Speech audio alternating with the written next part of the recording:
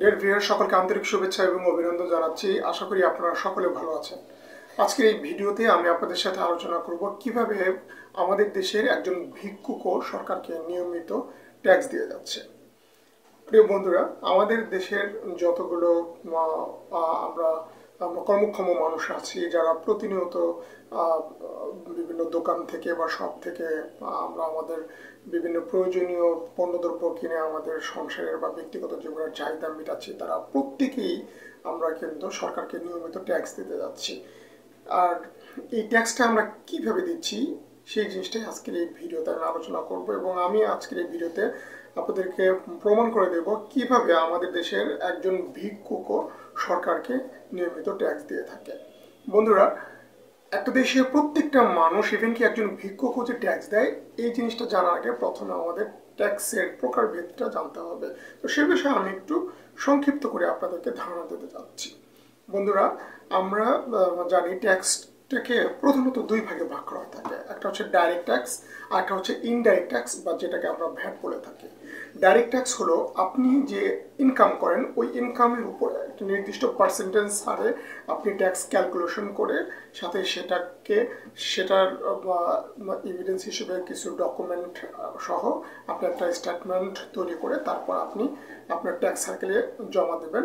তবে অবশ্যই এই যেটাকে আমরা রিটার্ন বলি আর কি, তো এই স্টেটমেন্টগুলো এভিডেন্স জমা দেওয়ার পূর্বে কিন্তু আপনার ইনকামের উপর আপনাকে কিন্তু ট্যাক্স ক্যালকুলেট করে সেটা আগে ব্যাংকের মাধ্যমে সরকারকে জমা দিতে হবে। সাথে সেই আপনি যে ট্যাক্স জমা দিয়েছেন সেটার ডকুমেন্টটাও এই রিটার্নের সাথে জমা দিতে হয়।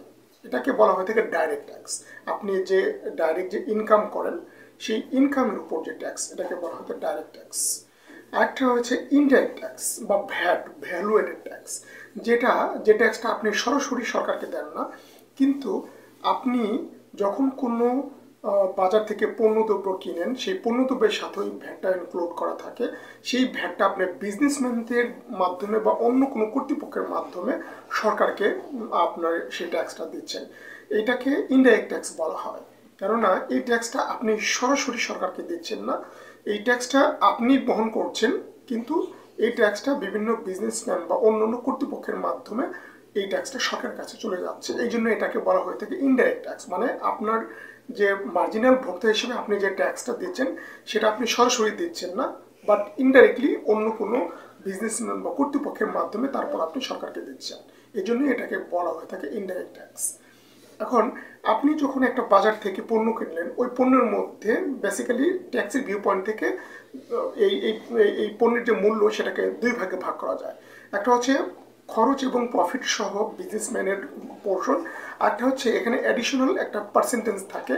এই পার্সেন্টেজটা সাধারণত স্ট্যান্ডার্ড ট্যাক্স ভ্যাট হিসেবে 15% হতে পারে, সেটা 5% বা 7.5% বিভিন্ন ক্যাটাগরিতে হতে পারে, যেটা পণ্যের মধ্যে থাকে। এবং এই পরিমাণ মূল্যের মধ্যে যে টাকাটা থাকে, এই টাকাটা ওই বিজনেসম্যানের জন্য না। এই টাকাটা হচ্ছে বিজনেসম্যান আপনার কাছ থেকে ওই পণ্যের মাধ্যমে নিয়ে তারপর এটা সরকারকে দিয়ে দেয়। ওকে, আপনি ধরে নেন কোনো একটা পণ্য কিনেছেন, তাহলে এই পণ্যের মধ্যে দুইটা পার্ট আছে। আমি যেটা বললাম, একটা হচ্ছে ওই বিজনেসম্যানের যে খরচ হয়েছে সাথে তার প্রফিট, আর একটা হচ্ছে সরকারের নির্দিষ্ট হারের একটা ট্যাক্স বা ভ্যাট। আপনি যখন পণ্যটা কিনছেন তখন কিন্তু আপনি দুইটা মূল্যই পরিশোধ করছেন। একটা হলে ওই পণ্যের খরচ এবং বিজনেসম্যানের প্রফিট, আর আরেকটা মূল্য হচ্ছে সরকারের নির্ধারিত একটা ট্যাক্স, যেটা ওই বিজনেসম্যানই পণ্যটার মূল্য নির্ধারণ করার সময় এটা অ্যাড করে তারপরে এই পণ্যটার নিট মূল্য নির্ধারণ করেছে, এবং সেই দুইটা মূল্য পরিশোধ করে আপনি বাজার থেকে পণ্যটা কিনেছেন।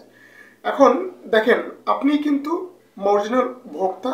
আপনি যখন ভোগ করার জন্য পণ্যটা কিনেছেন তখন এই দুইটা মূল্যই আপনি পরিশোধ করছেন। তার মানে প্রফিট এবং কস্ট এবং প্রফিটের বিজনেসম্যানের মূল্য, যেটা বিজনেসম্যান রেখে দেবে, আর এর উপর যে একটা পার্সেন্টেজ ভ্যাট হিসেবে অ্যাড করছে সেই টাকাও কিন্তু আপনি দিয়ে দিচ্ছেন, যেটা বিজনেসম্যান রাখবে না, সরকারকে প্রতি মাসেই এই টাকাটা ওই বিজনেসম্যান দিয়ে দেবে। তাহলে আপনি যখন কোনো পণ্য ভোগ করার জন্য কিনছেন তখন কিন্তু আপনি আলটিমেটলি ভ্যাটটা দিচ্ছেন, বা আপনার পকেট থেকেই ভ্যাটটা যাচ্ছে, যেটা ওই বিজনেসম্যান নির্দিষ্ট সময় পর পর বা 1 মাস পর পর সরকারকে দিয়ে দিচ্ছে। ওকে, আপনার ভ্যাটটাই ওই বিজনেসম্যান বা কোনো সার্ভিস নিতে যখন যান ওই কর্তৃপক্ষ সরকারকে দিয়ে দিচ্ছে। ওকে, এরকমভাবেই যখন কোনো ভিক্ষুকও দোকান থেকে একটা পণ্য কেনে আপনার মতো, সেও কিন্তু এরকম ওই পণ্যের মূল্য এবং বিজনেসম্যানের প্রফিট প্লাস সরকারের যে ট্যাক্সটা ওখানে অ্যাড করা থাকে সেটাও কিন্তু ওই ভিক্ষুকও সেই দুটা মূল্যই পরিশোধ করে ওই পণ্যটা কিনে তারপর তার চাহিদাটা পূরণ করে। তাহলে দেখেন, আপনিও যেমন ওই সরকারকে পণ্য কেনার মাধ্যমে ট্যাক্স দিচ্ছেন বা ভ্যাট দিচ্ছেন, ঠিক ওই রকমই ভিক্ষুকও কিন্তু যখন কোনো পণ্য বাজার থেকে কিনে ভোগ করছে তখন সে ভ্যাট দিচ্ছে বা ইনডাইরেক্ট ট্যাক্স দিচ্ছে, যেই ট্যাক্সটা সরাসরি সে সরকারি কোষাগারে ওই ভিক্ষুক জমা না দিয়ে ওই বিজনেসম্যানের মাধ্যমে এই ভ্যাট বা ইনডাইরেক্ট ট্যাক্সটা সরকারের কোষাগারে জমা হচ্ছে।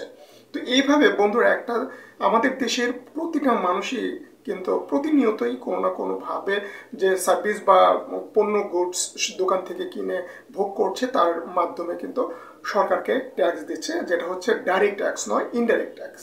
তার মানে একটা দেশের প্রতিটা নাগরিক, ইভেন একটা ভিক্ষুকও কিন্তু ইনডাইরেক্ট ট্যাক্স দিতে হয়, যেটা প্রতিদিনই কোনো না কোনো পণ্য কেনার মাধ্যমে, পণ্য কিনে ভোগ করার মাধ্যমে বা কোনো সার্ভিস ভোগ করার মাধ্যমে এই ট্যাক্সটা, ইনডাইরেক্ট ট্যাক্সটা দিতে হয় বা আমরা দিয়ে যাচ্ছি। ওকে, আর ডাইরেক্ট ট্যাক্সটা এটা হয়তো আমাদের দেশের মুষ্টিমেয় কিছু লোক দেয় যাদের ইনকাম হাই বা যাদের ইনকামটা বা ইনকাম ট্যাক্সের যে ইনকাম ট্যাক্সের করমুক্ত একটা সীমা রয়েছে বর্তমান সময়ে, যেটা 3,50,000 টাকা।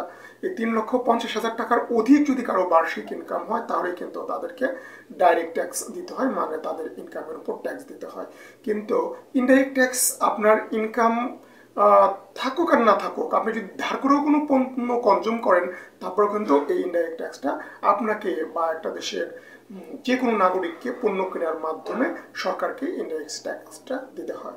তাহলে বন্ধুরা, এটা পরিষ্কার প্রতীয়মান যে আমাদের দেশের প্রতিটা মানুষ, ইভেন কি একজন ভিক্ষুকও নিয়মিত সরকারকে ইনডাইরেক্ট ট্যাক্স বা ভ্যালু অ্যাডেড ট্যাক্সের মাধ্যমে সে নিয়মিত ট্যাক্স দিয়ে যাচ্ছে, যদিও সে ডাইরেক্ট ট্যাক্স দিচ্ছে না, বাট ইনডাইরেক্ট ট্যাক্স বা ভ্যালু অ্যাডেড ট্যাক্স যেটা, সেটা কিন্তু প্রতিনিয়ত প্রতিদিন কম বেশি হারে আমরা সবাই সরকারকে দিয়ে যাচ্ছি।